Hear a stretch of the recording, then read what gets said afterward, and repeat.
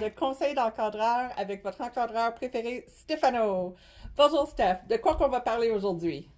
On va parler de ce qu'on appelle communément Shadowbox. Alors, c'est un montage qu'on appelle le montage musée. En somme, c'est des boîtiers et d'habitude, c'est pour des objets. Dans ce cas-ci, c'est des insectes. Il y a un bloc d'imprimerie et il y a même une tranche de géode. Voilà.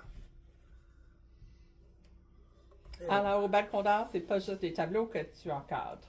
Non, je fais vraiment de tout. Tout ce que vous pouvez imaginer, il y a des bonnes chances que je puisse l'encadrer. Alors, parle-nous de ces montages, ces boîtiers, ces shadowbox que tu as fait. Qu'est-ce qu'ils ont de particulier? Pourquoi qu'on l'appelle un shadowbox? Ben, shadow, ça veut dire, en somme, ombre. Et comme vous voyez, l'objet est vraiment, il crée une ombre dans le boîtier. C'est pour ça qu'on l'appelle Shadowbox. Alors, c'est profond, il y a une certaine profondeur. Oui, ben, c'est des objets tridimensionnels, dans ce cas-ci, des insectes. Et ça permet de voir l'objet, pas juste en 2 dimensions, mais un peu plus en 3 dimensions. Comme ça ici. Et j'ai même fait un boîtier plus profond avec des pentures. Alors, c'est la même moulure qu'il y a sur le devant que j'ai fait le boîtier.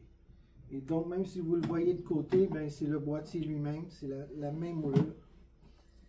Et voilà. Et qu'est-ce qui fait que quelqu'un devrait venir au balcon d'art pour faire encadrer leurs insectes au lieu de juste le garder dans le boîtier original? Ben, d'habitude, les insectes sont dans des boîtes en carton. C'est des boîtes en carton spécialisées, mais c'est des boîtes en carton. Moi, ce que je fais, c'est que je fais vraiment le boîtier sur mesure. Dans ce cas-ci, le boîtier fait un rappel avec l'insecte. Alors, j'ai fait un fini spécial qui est craquelé et on voit le blanc en dessous qui fait un rappel avec l'insecte. Même l'intérieur du boîtier, le fond est blanc et le pourtour à l'intérieur est noir. Et la vitre, c'est une vitre UV.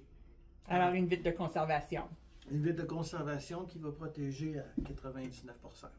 Parfait. Et là, on a un autre beau papillon bleu qui est vraiment pas dans l'encadrement traditionnel, on va dire. Non, dans ce cas-ci, ici aussi, j'ai fait un fini métallisé. C'est ça que je l'ai fait il y a bien des années. Et les finis bleus métallisés, c'était très difficile à les trouver. Aujourd'hui, on peut les trouver un peu plus communément. Dans ce cas-ci, j'ai fait un fini bleu métallisé et j'ai mis un vert musée pour qu'on puisse vraiment voir les belles couleurs du papillon. Le vert musée, à la différence du vert de conservation, les couleurs sont meilleures. Sont plus vives? Sont plus vives. Le niveau de protection est le même. Alors 99%. 99%, mais le prix est à peu près 4 fois plus cher. Et l'importance d'utiliser un verre de conservation, un verre de musée, bref, un verre spécialisé, c'est quoi au juste? Parce qu'on sait pour les tableaux, le papier, mais pourquoi dépenser ça pour un papillon? Ben, il y a des papillons qui sont très rares, ils sont très dispendieux et on va garder les belles couleurs.